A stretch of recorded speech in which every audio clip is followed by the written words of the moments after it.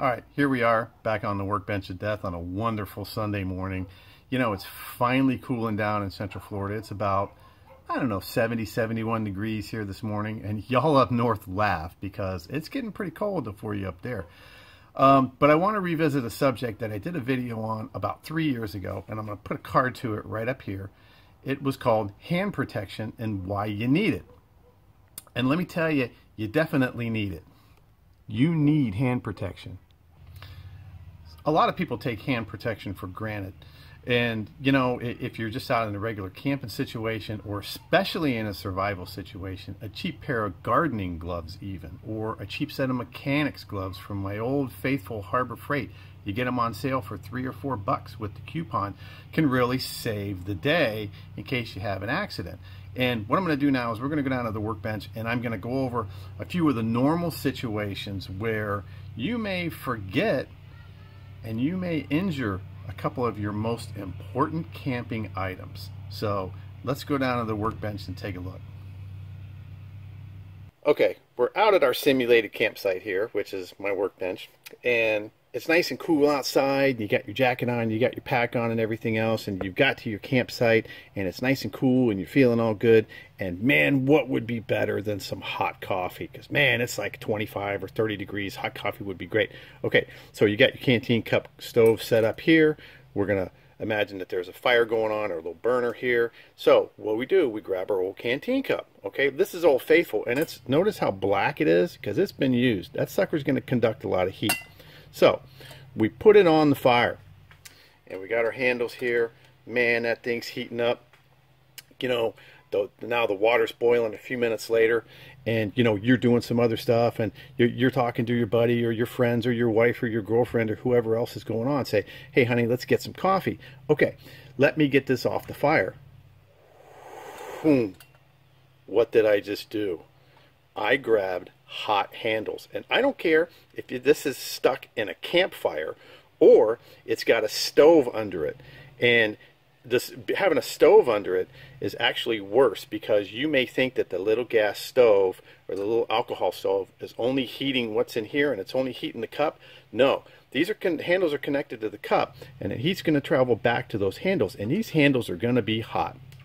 So you get distracted, you grab it with your bare hands, and what happens? You just burned your hand, and man, that is gonna hurt. You got to protect that little dude. So what do? You instantly put on your mechanics gloves that old Matt told you about. This is a cheap $3 pair of mechanics gloves that I got from Harbor Freight Tools. Now you put them on right when you get to the campsite. So, and these are mechanics gloves. If you're a mechanic, they work well too. And you got plenty of dexterity in here. You can do little stuff. You can, you know, stake out your tent and everything else. Now, when you grab this, it's going to be warm, but it's not going to be hot. You're not going to burn your hand. You're going to have a good time. You burn your hands, you're not going to have a good time. Okay, that's the use for it on a fire. And if this is stuck in a fire, believe me, you can get a lot closer. You can get a lot closer to the fire with this than you can with this. So, cheap pair of mechanics gloves. Use them for hot stuff and use them in a fire. Let's check out another scenario. Okay, here's another situation where we have a nice pocket knife. Okay, nice harmless pocket knife. We're going to do some whittling by the fire. Okay, here we go. See what this pocket knife has on it? It's got these. And it's got this, and man, this thing is sharp. I could shave with that. So here we go, we're on the fire, or we're around the fire, and we already got our coffee and stuff, and now we're just talking, and we're not thinking what we're doing, and we're whittling some stuff, you know, some shavings on our improvised whittling stick. Okay, a little bit finer detail, and you forget and you go this way. Okay, you hit that thumb, pow, pow, or it slips and you hit your thumb with the teeth. Now that it would be stupid for me to even tap my thumb because this knife is really, really sharp. So I'm going to show you how it works with gloves. Okay, Now we got our gloves on. We're whittling, same thing. We're talking. We get distracted. We slip. I'm hitting this pretty sharp. I can really feel it. And I'm totally protected. Totally protected.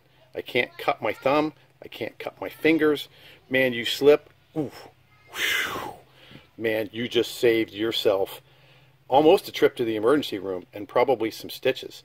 One time when I was sharpening a knife, and actually I'm going to show you, one time when I was sharpening a knife, I had the honing steel like this, and I was drawing the knife this way, and the knife slipped, and I cut my finger straight across, my index finger. I cut it almost straight across, and I almost cut my finger off because I wasn't watching and I got distracted, and I cut myself really bad. So it's even worse if you're whittling with something bigger. Now that was a pocket knife. Here's my handy 119. Ouch. You are really gonna be in trouble. Now you turned a nice camping trip into a threatening situation, because if you cut your fingers, that's where the end of your blood vessels go. They end in your hands and your fingers. So you cut your finger, as you know, that's where they prick your finger when you're taking blood, or they're taking a blood sample, because there's a lot of blood easily at the end of your fingers. So especially if you're doing it with something bigger, like my Buck 119. Look at that. You can probably hear that hitting. But I got my gloves on. There's no way I could do this if I didn't have these gloves on. And this is just a cheap pair of Hardy mechanics gloves. So let's go on back up and we'll see why it's so important to protect these guys. Alright, if you think you're Billy Badass and you don't need gloves, and you go out and you grab some briars and you cut your hands, or you burn your hands in the fire, get a little bit too close to the fire, or you cut one of your fingers when you're whittling and you are distracted for some reason, man, you're gonna wish that you took old Matt's advice and got a cheap $3 or $4 pair of mechanics gloves. These are Velcro too, just got Velcro closures. Velcro them on to a carabiner onto the side of your pack. Shove them in your pocket. They'll roll up pretty small. But always carry hand protection with you. I see tons and tons of videos where a lot of people are out in the woods and bare hands, and they're processing fat wood, or they're batoning sticks, for the fire, and they don't have any hand protection on.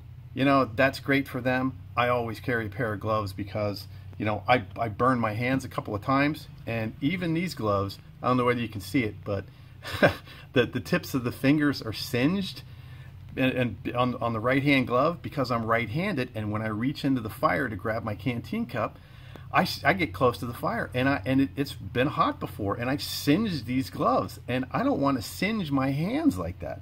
So there's a good tip from me to you. Let's carry hand protection. Let's make our camping trips. Let's make our backpacking trips. Let's make our outdoor survival trips, a fun experience, and not make it a medical experience, because a bad burn or a bad cut out in the middle of the woods, and you got to hike 2 hours back in. These are two of your best camping accessories. So you want to keep your hands safe. So that's just another little Sunday morning tip from me to you. And once again, this is Matt, the old Florida boy, saying I will see you next time.